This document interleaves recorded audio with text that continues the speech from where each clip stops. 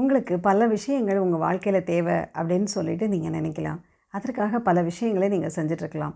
உங்களுக்கு ஒரு நல்ல வீடு வேணும், நல்ல ஒரு வசதியான வாழ்க்கை வேணும், இல்லை ஒரு நல்ல வேலை வேணும் அப்படிங்கிற மாதிரி பல எதிர்பார்ப்புகள், ஆசைகள் இருக்கலாம். அந்த ஆசைகள், எதிர்பார்ப்புகள்லாம் நிறைவேறணும் அப்படின்னு சொன்னால் ஒரு முக்கியமான விஷயத்தை நீங்கள் லைஃப்பில் தொடர்ந்து செஞ்சுட்டு வாங்க. கண்டிப்பாக நீங்கள் ஆசைப்படுற விஷயம் உங்களுக்கு கிடைக்க ஆரம்பிக்கும். அது என்ன அப்படின்னு சொல்லிட்டு இந்த வீடியோவில் பார்க்கலாம். நான் Jayashree. I am a mind coach and ho'oponopono healer and welcome to my channel Mind Miracle. இந்த சேனலுக்கு இது வரைக்கும் சப்ஸ்கிரைப் பண்ணாதவங்க சப்ஸ்கிரைப் பண்ணிக்கலாம். அப்போ தான் வீடியோஸை தொடர்ச்சியாக உங்களால் பார்க்க முடியும். சரி, நான் ஒரு முக்கியமான விஷயம்னு சொன்னேன் இல்லையா? அது என்ன முக்கியமான விஷயம் அப்படின்னா, சப்போஸ் நீங்கள் ஒரு நல்ல வேலை தேடுறதா வச்சுக்கலாம். இல்லை உங்களுக்கோ, இல்லை உங்கள் வீட்டில் இருக்கிறவங்களுக்கோ, யாருக்கோ ஒருத்தருக்கு நல்ல வேலை வேணும், இல்லை உங்களுக்கு வேலை வேணும் அப்படின்னு நீங்கள் தேடிட்டுருக்கீங்கன்னு வச்சுக்கோங்களேன். இப்போ ஆல்ரெடி நீங்கள் ஒரு வேலையில் இருக்கீங்க. இதை விட ஒரு பெட்டர் வேலை உங்களுக்கு கிடைக்கணும், இதை விட அதிக சம்பளத்தோட, அதிக வசதிகளோட ஒரு வேலை கிடைக்கணும் அப்படின்னு நீங்கள் நினைக்கிறீங்கன்னா, நீங்கள் செய்ய வேண்டியது முதல்ல நீங்கள் இப்போ இருக்கிற ஒரு வேலைக்கு நன்றி செலுத்துறது தான். சப்போஸ் உங்களுக்கு நீங்கள் வேலையே உங்களுக்கு இல்லை, இனிமேல் தான் நீங்கள் வேலை தேட போகிறீங்கன்னு வச்சுக்கோங்களேன். அந்த வேலை தேடுறதுக்கு உங்களுக்கு ஏதாவது ஒரு எஜுகேஷனல் ஸ்கில் இருக்கலாம், இல்லை வேறு ஏதாவது ஒரு திறமை இருக்கலாம். ஸோ அந்த திறமையை பேஸ் பண்ணி தானே நீங்கள் வேலை தேட போகிறீங்க. அப்போது உங்களுக்கு இருக்கிற அந்த எஜுகேஷனல் குவாலிஃபிகேஷன், நீங்கள் ஒரு ஸ்கூலில் படிச்சிருக்கலாம், ஒரு காலேஜில் படிச்சிருக்கலாம், ஒரு யூனிவர்சிட்டியில் படிச்சிருக்கலாம். ஸோ நீங்கள் படித்த காலேஜ், யூனிவர்சிட்டி, ஸ்கூல்ஸ், அதுக்கெல்லாம் நன்றி சொல்ல ஆரம்பிங்க. அதில் உங்களுக்கு பாடம் சொல்லி கொடுத்த டீச்சர்ஸ், ப்ரொஃபஸர்ஸ், லெக்சரர்ஸ், அவங்கெல்லாம் உங்களுக்கு பிடிச்சமானவங்க இருப்பாங்க இல்லையா? அவங்களுக்கெல்லாம் நீங்கள் நன்றி சொல்ல ஆரம்பிங்க. ஸோ நீங்கள் படித்த படிப்பு மூலமாக தான் ஒரு வேலை தேட போகிறீங்க. அதுக்கு உங்களுடைய படிப்புக்கு நன்றி சொல்லுங்கள். இல்லை உங்களுக்கு ஏதாவது ஒரு தொழில் திறமை இருக்குன்னா அது யார் மூலமாக நீங்கள் கற்றுருப்பீங்க இல்லையா? அப்போது அவங்களுக்கு அதை நீங்கள் நன்றி சொல்லுங்கள். ஸோ ஆக மொத்தத்தில் நீங்கள் தேடுற வேலைக்கு காரணமாக இருக்கிற இந்த விஷயங்களுக்கு நன்றி சொல்லுங்கள். இல்லை ஏற்கனவே ஒரு வேலையில் இருக்கிறீங்கன்னா நீங்கள் இருக்கிற வேலைக்கு நன்றி சொல்லுங்கள். அந்த வேலையை கொடுத்த ஒரு கம்பெனிக்கோ, இல்லை யாரோ ஒருத்தருக்கோ நன்றி சொல்லுங்கள். ஸோ இந்த மாதிரி நீங்கள் ஒரு விஷயம் எதிர்பார்க்குறீங்க அப்படின்னு சொன்னால் ஆல்ரெடி உங்கள்கிட்ட என்னெல்லாம் இருக்குது, ஏற்கனவே உங்கள்கிட்ட என்னெல்லாம் இருக்கோ அதுக்கு நீங்கள் நன்றி சொல்ல ஆரம்பிங்க. இன்னொரு உதாரணம் சொல்கிறேன். இப்போ நீங்கள் ஒரு நல்ல வீடு கட்டணும், இல்லை ஒரு நல்ல வீடு வாங்கணும் அப்படின்னு நினைக்கிறீங்கன்னு வச்சுக்கோங்களேன். இப்போ நீங்கள் ஒரு வீட்டில் இருக்கீங்க இல்லையா? அந்த வீட்டுக்கு நன்றி சொல்லுங்கள். அந்த வீடை உங்களுக்கு வாடகைக்கு விட்டுருப்பாங்க இல்லையா? அவங்களுக்கு நன்றி சொல்லுங்கள். ஸோ அந்த மாதிரி நீங்கள் ஏற்கனவே இருக்கிற வசதிகளுக்கு நீங்கள் நன்றி சொல்ல ஆரம்பிங்க. இப்போ பணம்னு எடுத்துக்கிட்டிங்கன்னு வச்சுக்கோங்களேன். எனக்கு இன்னும் கொஞ்சம் பணம் வந்தால் நல்லாயிருக்கும், இன்னும் கொஞ்சம் எனக்கு சம்பளம் அதிகம் வந்தால் நல்லாயிருக்கும், அப்படி கொஞ்சம் கன்வீனியண்ட்டாக இருக்கும் அப்படின்னு சொல்லிட்டு நீங்கள் எதிர்பார்க்குறீங்கன்னு வச்சுக்கோங்க.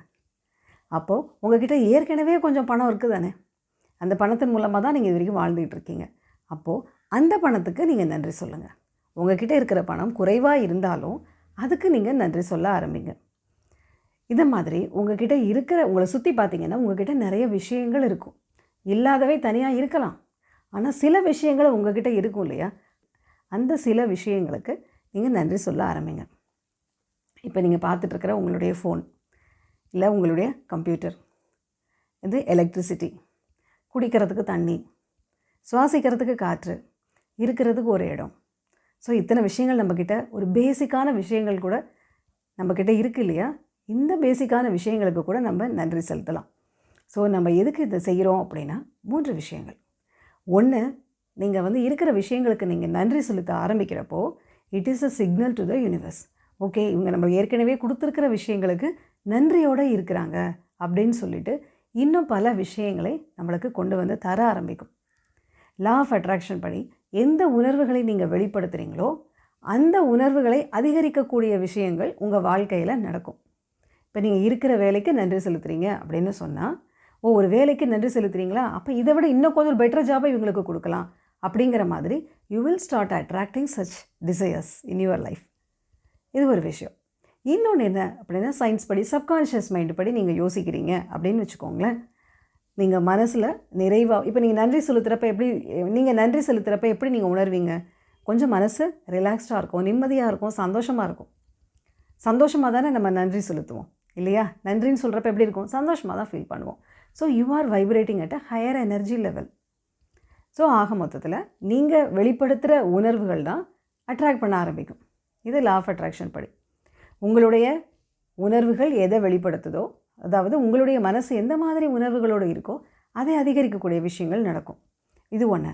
இன்னொன்று, நான் சொன்ன மாதிரி சப்கான்ஷியஸ் மைண்டில் நீங்கள் அடிக்கடி ஒரு விஷயத்துக்கு நன்றி செலுத்திக்கிட்டே இருக்கிறீங்க அப்படின்னு சொன்னால் it is registered in your subconscious mind.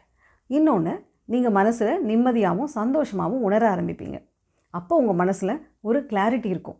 ஒரு ஏமாற்றமோ வருத்தமோ கவலையோ இந்த மாதிரியான ஒரு எதிர்மறை உணர்வுகள் இல்லாமல் மனசு தெளிவாக இருக்கும். உங்கள் மனசு தெளிவாக இருக்கிறப்போ உங்களுக்கு இந்த நிமிஷம் என்ன வேணும் அப்படிங்கிற ஒரு அவேர்னஸ் உங்களுக்கு கிடைக்க ஆரம்பிக்கும். நீங்கள் எதிர்காலத்தில் நீங்கள் ஆசைப்படுற விஷயத்தை அச்சீவ் பண்ணுறதுக்கு என்ன செய்யணும் அப்படிங்கிற வழியில் உங்களால் யோசிக்க முடியும்.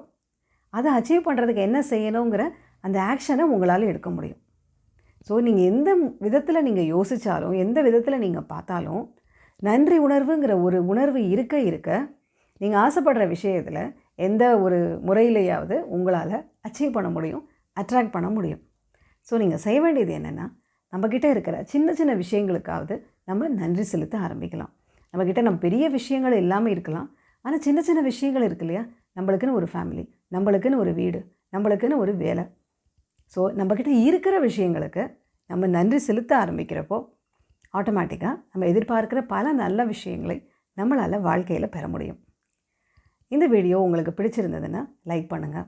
யாருக்காவது யூஸ்ஃபுல்லாக இருக்கும்னு நினச்சிங்கன்னா அவங்களுக்கு இதை ஷேர் பண்ணுங்கள். இந்த வீடியோவை பார்த்த அனைவருக்கும் என்னுடைய நன்றி.